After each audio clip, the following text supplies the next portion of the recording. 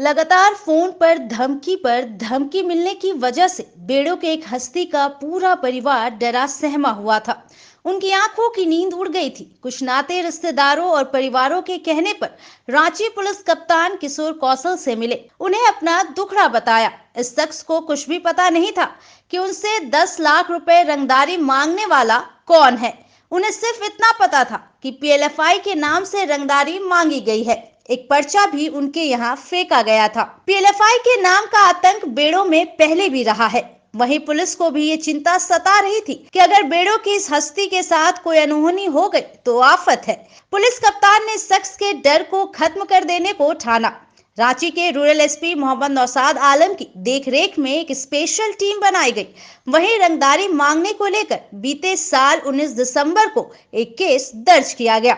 गुजरे 15 दिनों में इस परिवार का सुकून चला गया। हर पल दहशत की साए में बीत रही थी।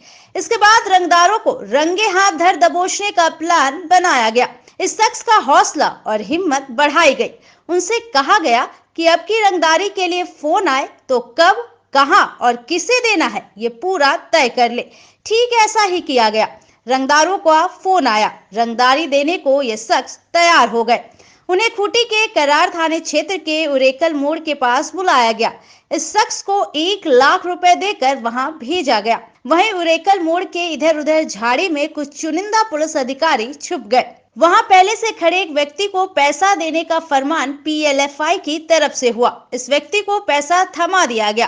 कुछ देर बाद वहां एक पल्सर बाइक पर सवार एक युवक आया। पैसा लेने वाले व्यक्ति को अपनी बाइक पर बैठाकर उसे लापुंग की तरफ ले जाने लगा। पहले से अलर्ट पुलिस ने दोनों का पीछा करना शुरू किया। दोनों तेज रफ्तार में भागते रहे।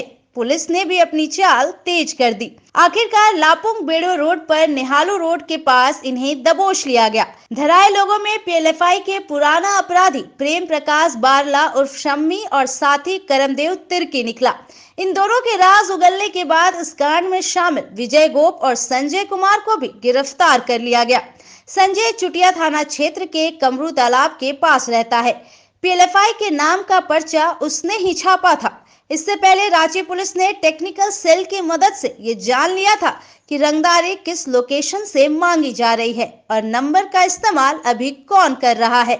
सुने क्या बोले रांची पुलिस कप्तान किशोर कौशल। बेड़ो थाने में 19/12/2022 यानी दिसंबर की 19वीं तारीख को एक मामला दर्ज कराया गया वहां के एक प्रतिष्ठित व्यक्ति के द्वारा कि उन्हें पीएलएफआई के नाम पर एक पर्चा दिया गया है और उनसे रंगदारी की मांग की जा रही है 10 लाख रुपए की। उसके बाद उन्हें एक नंबर से लगातार फ़ोन भी आते रहे जिससे पैसे की मांग की जाती रही। इसको लेकर प्राथमिकी दर्ज की गई और ग्रामीण पुलिस अधीक्षक के दिशा निर्देश में पुलिस उपाधीक्षक बेड़ो टीम को लीड कर रहे थे, जिसमें कि बेड़ो थाना प्रभारी भी शामिल थे।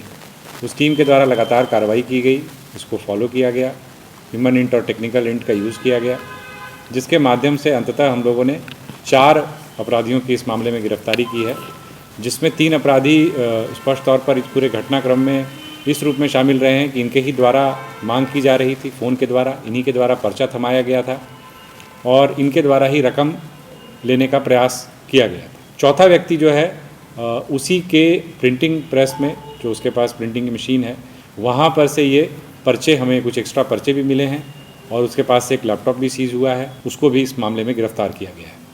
जो मुख्य इसमें अगर हम बात करें आरोपी की तो वो प्रेम प्रकाश बारला है। तो 25 मामले उसके विरुद्ध पहले से भी दर्ज हैं और काफ़ी लंबा समय जेल में ये व्यतीत कर चुका है और पिछले वर्ष ही यह जेल से छूट कर आया है।